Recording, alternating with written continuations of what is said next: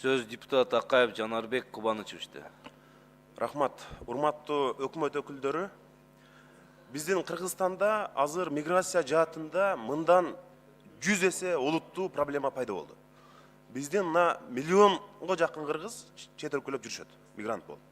Алардын ордун кошуна өлкөнүн жарандары басып атат. Арзан күч катары. Мурда Ош Жалалатты арзан күч каптаса, азыр Бишкек эле эмес, Талас, Нарын, Чүйдөн бери каптады. Алар кантип иштеп атат? Мына биздин кыргыз жарандары ошол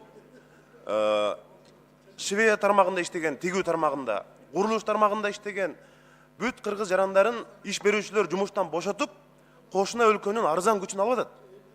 Сен 15 000 айлык алсаң, алар 6 000 айлык алат экен деп алардын баарын жумуштан бошотуп атат. Биздин жарандар анан айлыгы жок, Орусиялап, Казакстандап жумуш издеп кетип атышат. Биз айтып атабыз, өкмөткө жылына мигранттардан 2 миллиардтан ашуун акча которуп атат деп.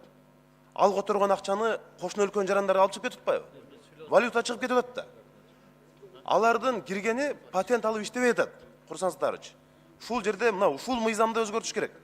Өкмөт кошуна өлкөнүн жарандары киргенде айына патент сатып алып иштей турган кылгыла. Айына 1000 сомдон патент сатып алып иштесин, мына 500 сом болобу, 1000 сом болобу, жылына бюджетке миллиардка жакын акча түшөт. Бул бюджетке чоң салым да. Азыр ал акча түшпөй атат. Азыр ал келген мына бүт мына карасаңар курулушта, мына өткөндө Чүйдө гостиница куруп аткан, көп кабаттуу үйлөрдү куруп аткандар бүт кошуна өлкөнүн жарандары болуп кетти бизде. Алар бизден патент төлөп, бюджетке салымы жок.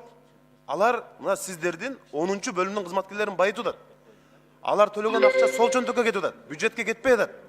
Ошон үчүн мына 10 000 деген жарандар келатканда, ошолорду бир системага салып туруп, бюджетке түздөн түз түшө турган кылбасак болбойт.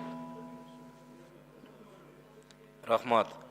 Урматтуу Жанар Кубанычевич, биринчиден 10-чу отдел управления азырынча эч кандай жумуш аткарган жок. Мыйзам кабыл алынгандан кийин баштайт. Мен сизди толугу менен колдоп кетем.